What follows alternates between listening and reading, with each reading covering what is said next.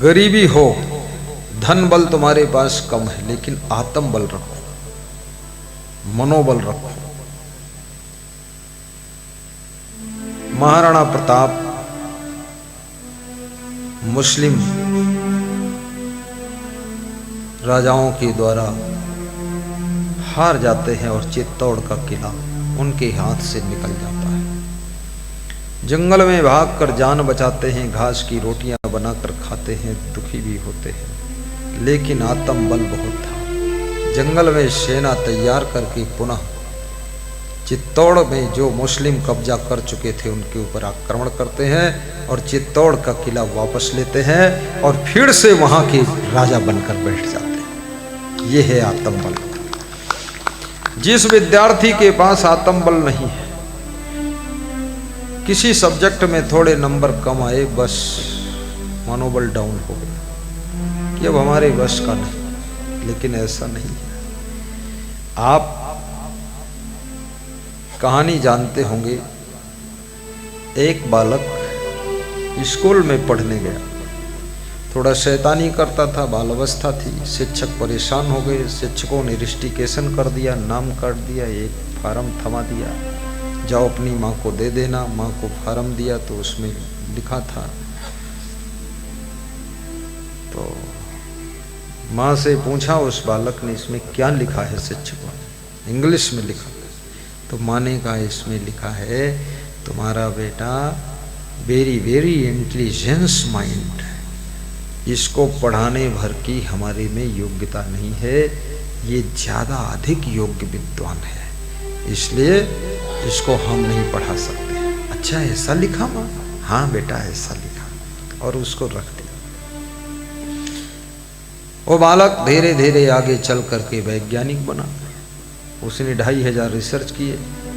एक दिन घर की सफाई चल रही थी तो वही उसको फार्म मिल गया जो रजिस्ट्रेशन का था, स्कूल से निकाला गया था। तो उसको पढ़ा तो उसमें लिखा था, अरे ये तुम्हारा बालक पक्का मूर्ख है इसके बुद्धि कुछ नहीं है, गधा, इसको हम स्कूल में पढ़ा नहीं सकते इस गधे को। तो उसने कहा अरे इसमें तो लिखा है पक्का मूर्ख है और गधा है और इसको पढ़ा नहीं सकते, बुद्धि नहीं है, मेरी माँ ने ऐसा क्यों बताया? तब वो माँ के फोटो को पकड़कर रो रहा था कि धन्य हो माँ।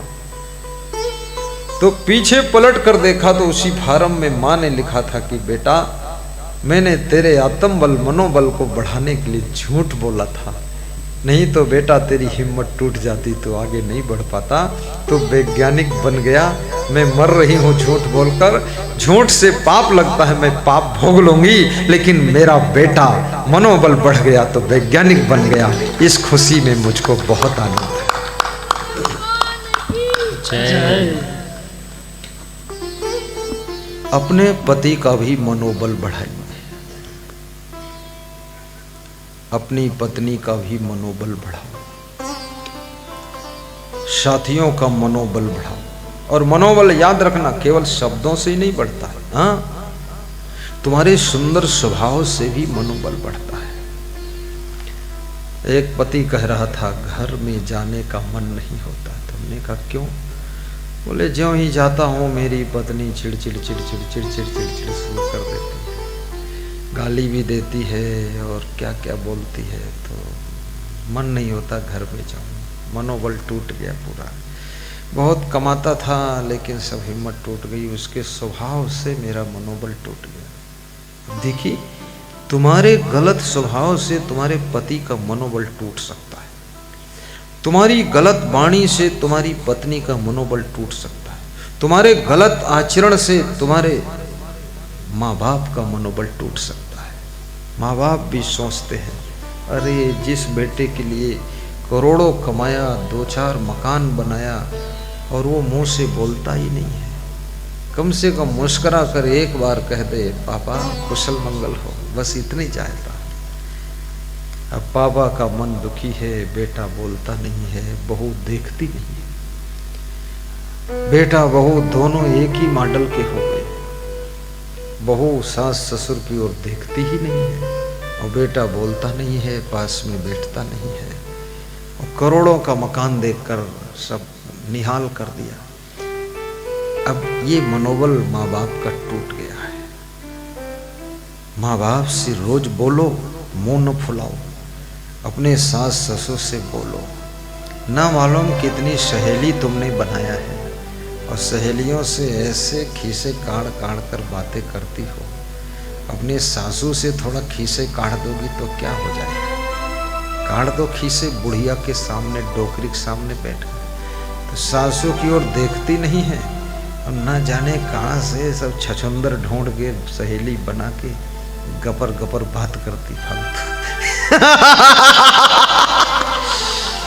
मेरे को तो सबसे अच्छा मुझे बात करने में अपने गुरु से आनंद आता था, गुरु से और आश्रम के छोटे गुरु से, और फिर अपने ये जो संत हमारे साथ हैं इनसे मैं बात करने में बहुत आनंद लेता हूँ।